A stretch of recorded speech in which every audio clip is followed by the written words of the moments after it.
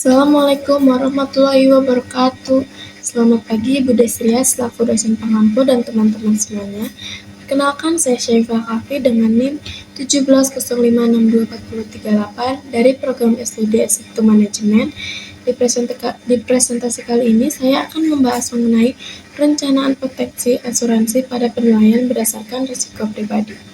Jadi dalam proyek ini saya akan menganalisis bagaimana sebenarnya risiko itu tidak hanya ada di perusahaan ataupun di dunia bisnis, tetapi juga ada dalam kehidupan sehari-hari, termasuk dalam kondisi pribadi mahasiswa yang mungkin selama ini sering menganggap dirinya sebagai memiliki risiko yang besar. Nah, slide selanjutnya itu ada profil risiko pribadi. Sebelum masuk ke analisis risiko, pertama saya akan menjelaskan dulu kondisi pribadi dan kondisi keuangan saya. Saat ini saya masih berstatus mahasiswa berusia 20 tahun, belum memiliki pekerjaan tetap, dan seluruh kebutuhan hidup maupun biaya pendidikan masih bergantung pada orang tua.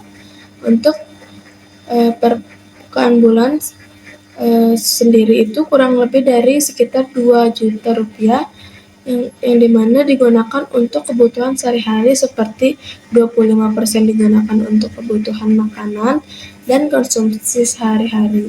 25 lainnya digunakan untuk biaya pendidikan dan perlengkapan kuliah seperti pembelian alat tulis, fotokopi materi, kuota internet, dan kebutuhan akademis lainnya sebesar 15% dipersisikan untuk tabungan atau dana darurat sebagai bentuk persiapan menghadapi kebutuhan mendesak di masa depan, dan sekitar 15% digunakan untuk kebutuhan tidak terduga yang terkadang muncul secara tiba-tiba, misalnya seperti kebutuhan kesehatan atau tugas kuliah yang menambah atau pengeluaran mendesak lainnya. Untuk kebutuhan transportasi 10% dari pemasukan biaya dan 10% lagi sisa digunakan untuk kebutuhan atau kebutuhan pribadi agar dapat menjaga keseimbangan antara kegiatan akademik dan kehidupan sehari-hari.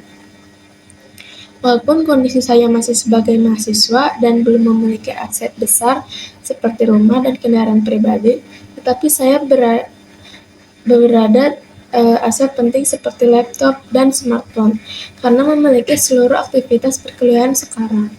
Nah, sangat bergantung pada perangkat digital. Dari kondisi saat ini, saya mulai sadar bahwa mahasiswa sebenarnya tetap punya risiko keuntungan keuangan maupun risiko pribadi, hanya bentuk kemungkinan berbeda dibandingkan orang yang sudah bekerja. Nah, slide selanjutnya itu identifikasi risiko, yang dimana melakukan identifikasi risiko. Dari hasil analisis yang saya lakukan, ada beberapa risiko yang relevan dengan kondisi saya saat ini. Yang pertama itu risiko penghasilan. Walaupun saya sendiri belum bekerja, tetapi kondisi keuangan saya masih sangat bergantung pada pemasukan orang tua. Jadi kalau misalnya terjadi gangguan ekonomi dalam keuangan, dampaknya itu bisa langsung berdampak ke biaya kuliah dan kebutuhan sehari-hari pada keluarga. Nah, kemudian ada risiko kesehatan.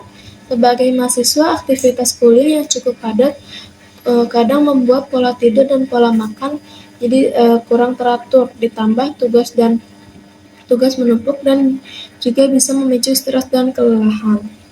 Selain itu ada juga risiko digital, karena sekarang hampir semua kegiatan kuliah menggunakan laptop, smartphone, dan internet, maka risiko seperti itu dilakukan data, tugas, kerusakan perangkat, atau akun yang disalahgunakan juga menjadi cukup penting. Lalu ada risiko pengeluaran tidak terduga, misalnya tiba-tiba laptop rusak, ada kebutuhan kuliah tambahan, atau biaya kesehatan mendesak yang membutuhkan tidak direncanakan. Nah, untuk slide penelitian risiko ini, dengan melalui penilaian risiko menggunakan matrik, kemungkinan dan dampak.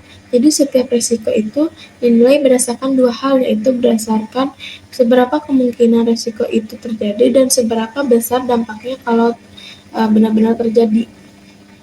Jadi hasilnya itu penilaian risiko menghasilkan pendapatan skor penilaian tinggi yaitu 25 dengan kemungkinan 5 dan kemungkinan 5 dan dampak 5. Kenapa nilainya paling tinggi? Karena seluruh kebutuhan hidup dan pendidikan masih bergantung pada kondisi finansial keluarga. Jadi kalau penghasilan orang tua terganggu, dampaknya itu bisa mempengaruhi ke seluruh aspek kebutuhan sehari-hari. Sedangkan risiko kesehatan dan risiko digital mendapatkan skor 9 dan masuk kategori sedang, karena risiko ini cukup mungkin menjadi dalam kehidupan mahasiswa, walaupun dampaknya masih bisa dikendalikan selama ada langkah antisipasinya. Nah, slide selanjutnya itu ada risk health maps. Yang selanjutnya itu hasil penelitian risiko dievaluasi dalam bentuk risk health map. Tujuan risk health map ini supaya lebih mudah melihat mana risiko yang benar-benar perlu diprioritaskan.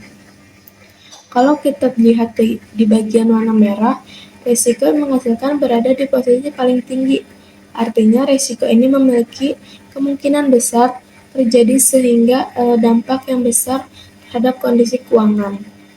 Nah, sedangkan risiko kesehatan dan risiko digital seberapa di area sedang tidak cukup sering mungkin terjadi, tapi dampaknya itu masih tidak sebesar di penghasilan.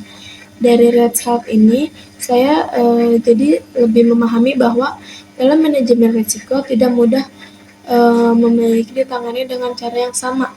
Ada risiko yang memang harus diprioritaskan terlebih dahulu. Nah, untuk selanjutnya itu ada risiko prioritas atau penghasilan, yang dimana risiko penghasilan sebelumnya saya berpikir kalau risiko terbesar mahasiswa itu paling kesehatan dan akademik, tetapi kalau dianalisis ternyata risiko yang paling besar justru berasal dari ketergantungan finansial terhadap keluarga.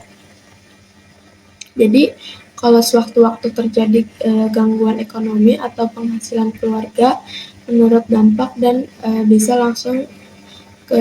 bisa jadi langsung keseluruhan berdampaknya. Jadi kalau sewaktu-waktu terjadi gangguan ekonomi atau penghasilan keluarga menurun, dampak bisa langsung membuat keseluruhan, karena ini rencana lebih fokus pada pengeluaran dan persiapan dana darurat. Walaupun jumlah tabungan belum besar, tetapi setidaknya mulai menimbulkan kebiasaan menyisihkan uang secara rutin supaya kondisi finansial lebih siap dan menghadapi kebutuhan dasar. Nah, untuk selanjutnya itu risiko kesehatan dan digital, yang dimana mencakup dalam kehidupan mahasiswa sekarang. Untuk risiko kesehatan, aktivitas kuliah yang padat dapat membuat pola hidup jadi kurang teratur. Misalnya sering bergadang, kurang istirahat, atau makan tidak tepat waktu karena tugas dan aktivitas kampus. Kalau kondisi kesehatan terganggu, sebenarnya dampak bukan cuma fisik saja, tetapi bisa mempengaruhi produktivitas dan aktivitas akademik. Karena itu keberadaan BPJS Kesehatan menjadi pelindung dasar yang cukup penting untuk membantu mengurangi biaya pengobatan kalau sewaktu-waktu dibutuhkan. Kemudian untuk risiko digital, karena hampir seluruh tugas dan aktivitas kuliah sekarang dilakukan secara online, maka perangkat seperti laptop dan smartphone menjadi aset yang paling penting. Kalau sampai terjadi kehilangan data, kerusakan perangkat, ataupun akun pribadi disalahgunakan, dampaknya bisa cukup mengganggu proses perkuliahan. Maka langkah sederhana seperti backfile, menjadi keamanan password, dan menyiapkan data di cloud menjadi hal yang sangat cukup penting. Nah, untuk selanjutnya itu ada financial product plan, yang dimana disesuaikan dengan kondisi keuangan saat ini.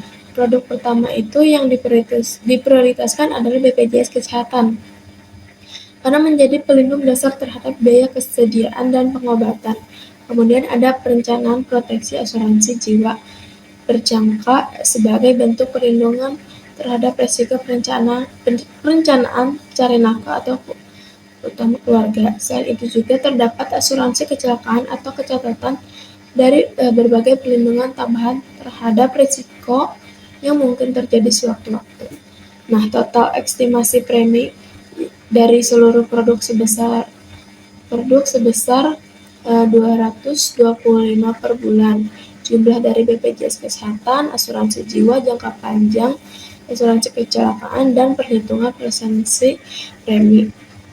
Terhadap hasil perhitungan itu total premi 11,25% dari penghasilan bulanan, sehingga masih tergolong cukup terjangkau dan realistis dengan kondisi keuangan saat ini. Nah, untuk slide selanjutnya itu ada refleksi dan pembelajaran. Nah, dari proyek ini yang paling membuat berubah cara pandang terhadap risiko dan asuransi menganggap sebuah itu sangat penting bagi organisasi yang muda bekerja atau sudah menanggung keluarga. Tetapi setelah melakukan analisis risiko pribadi melalui sadar kalau pertimbangan finansial sebenarnya penting didampingi dan sejak usia muda, termasuk bagi mahasiswa. Saya juga jadi memahami bahwa risiko tidak selalu berupa kejadian besar seperti melakukan bencana. Kadang risiko tersebut justru berasal dari kondisi yang terlihat sederhana tetapi tergantung penghasilan keluarga ataupun penghasilan mendesak yang sebelumnya tidak dipersiapkan. Dari sini saya belajar kalau manajemen risiko bukan sekedar teori, tetapi memang sangat dekat dengan kehidupan sehari-hari. Nah, slide selanjutnya itu ada kesimpulan. Berdasarkan hasil analisis dapat disimpulkan bahwa mahasiswa tetap memiliki risiko pribadi dan finansial. Meskipun belum bekerja tetap, risiko paling utama adalah risiko penghasilan keluarga, karena biaya kuliah dan kebutuhan sehari-hari masih bergantung pada orang tua, sehingga risiko kesehatan dan risiko digital juga perlu diperhatikan karena berkaitan langsung dengan kondisi perkuliahan. Perlindungan yang dimiliki saat ini masih terbatas pada BPJS Kesehatan, sehingga masih ada perlindungan proteksi, terutama pada risiko jiwa dan kecelakaan. Dari sini, saya memahami bahwa manajemen risiko penting saat sejak muda memulai dan mengatur pengalaman menyiapkan dana darurat sampai memiliki perlindungan dasar agar kondisi keuangan lebih aman di masa depan. Nah, sekian presentasi dari saya. Terima kasih. Wassalamualaikum warahmatullahi wabarakatuh.